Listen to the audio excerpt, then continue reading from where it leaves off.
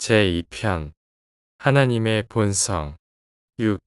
하나님의 선하심. 우리는 물리적 우주에서 신성한 아름다움을 볼 수도 있고 지적 세계에서 영원한 진리를 분별할 수도 있지만 하나님의 선하심은 개인이 종교적 체험을 가지는 영적 세계에서만 발견된다. 종교는 참 본질 안에서 하나님이 선하심을 믿고 신뢰하는 것이다. 철학적으로는 하나님이 위대하고 절대적이며 심지어 지적이고 또한 퍼스널일 수 있지만 종교에서 하나님은 또한 도덕적이어야 한다. 그는 선해야만 한다. 사람은 위대한 하나님을 두려워할 수 있지만 오직 선한 하나님을 신뢰하고 사랑한다. 하나님의 이 선하심은 하나님의 퍼스널리티 일부이고 이 선의 충만한 계시는 오직 하나님을 믿고 있는 나들들의 개인적인 종교적 체험에서 나타난다. 종교는 인간 세계의 근본적인 필요에 인식하고 응답하는 영적 본성의 초월 세계를 의미한다. 진화적 종교는 윤리적일 수 있지만 계시된 종교는 참으로 영적이고 도덕적이다. 하나님이 왕의 도덕성에 지배된 신이라는 옛 개념은 예수로 인해 한 단계 상승하여 부모 자식 간의 친밀한 가족 관계 도덕성의 단계로 변화되었다. 이 관계는 인간 체험에서 더 이상 없다 할 만큼 다정하고 아름다운 것이다. 하나님의 풍부한 선함은 잘못하는 사람을 뉘우치게 한다. 모든 좋은 선물, 모든 완전한 선물은 빛의 아버지로부터 내려온다. 하나님은 선하며 그는 인간 혼의 영원한 피난처이다. 주 하나님은 자비롭고 은혜로우시다. 그는 오랫동안 참았으며 선과 진리가 풍부하다. 주가 선하심을 보고 맛보라. 그를 신뢰하는 사람은 복이 있다. 하나님은 은혜롭고 동정심이 가득하다. 그는 구원의 하나님이시다.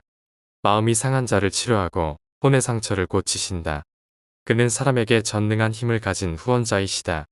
하나님을 왕이나 재판관으로 보는 개념은 높은 도덕 기준을 육성하고 한 집단으로서 법을 존중하는 민족을 만들었지만 이 개념은 시간 세계와 영원 속에서 그가 어떤 지위를 가졌는지에 대하여 개별 신자를 불안한 처지에 놓이게 했다. 후대의 히브리 선지자들은 하나님이 이스라엘의 아버지라고 선포했고 예수는 각 사람의 아버지로서 하나님을 드러냈다. 하나님의 모든 인간적 개념은 예수의 삶 속에서 초월적으로 빛난다. 부모의 사랑에는 이기심이 내재되어 있다. 하나님은 아버지처럼 사랑하는 것이 아니라 아버지로서 사랑한다. 그는 우주의 모든 퍼스널리티에게 파라다이스 아버지이다. 의로움은 하나님이 우주의 도덕 법칙의 근원임을 암시한다. 진리는 하나님을 계시자로 가르치는 자로 나타낸다.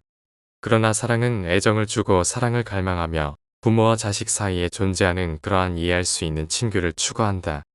의로움은 신성한 생각인 반면 사랑은 아버지의 태도이다. 하나님의 의로움이 하늘 아버지의 사심 없는 사랑과 양립할 수 없다는 잘못된 가정은 본성의 통일성이 없다는 전제를 낳았고 속죄 교리를 정교하게 하는 계기가 되었는데 이 교리는 하나님의 통일성과 자유의지 이 두 가지에 대한 철학적 공격이다. 애정이 많은 하늘 아버지의 영은 땅에 있는 자녀들 안에 깃들며 그는 한편에서는 공정, 한편에서는 자비를 가진 분열된 퍼스널리티가 아니다. 그의 은혜나 용서를 받기 위하여 중재자가 필요하지도 않다. 신성한 의로움은 엄중히 처벌하는 공정에 지배되지 않는다. 아버지로서의 하나님은 심판자로서의 하나님을 초월한다. 하나님은 결코 분노하거나 복수심에 차거나 화를 내지 않는다. 사실 지혜는 종종 그의 사랑을 제한하며 그가 거부한 자비는 공정에 의해 결정된다. 의로운 그의 사랑은 죄에 대한 동등한 증오로 나타날 수밖에 없다. 아버지는 일관성이 없는 퍼스널리티가 아니다. 신성한 통일성은 완전하다. 파라다이스 삼위일체에는 하나님 동의자들의 영원한 신분에도 불구하고 절대적인 통일이 있다. 하나님은 죄인을 사랑하고 죄를 미워한다. 이러한 말은 철학적으로 참말이지만 하나님은 초월적인 퍼스널리티이며 사람들은 다른 사람들을 사랑하고 미워할 수 있을 따름이다. 죄는 성격자가 아니다. 하나님이 죄인을 사랑하는 것은 그 죄인이 영혼의 잠재성을 가진 퍼스널리티 실체이기 때문이다. 한편 죄에 대해 하나님이 퍼스널 태도를 택하지 않는 것은 죄는 영적 실체가 아니기 때문이다.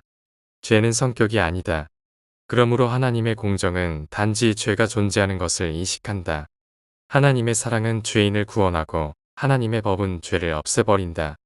필사자 마인드에 깃드는 영조절자와 완전히 한편이 될 수 있는 것처럼 바로 그 죄인이 또한 마침내 온통 죄와 한편이 될 때 이 신성한 본성의 태도가 변하는 듯이 보인다.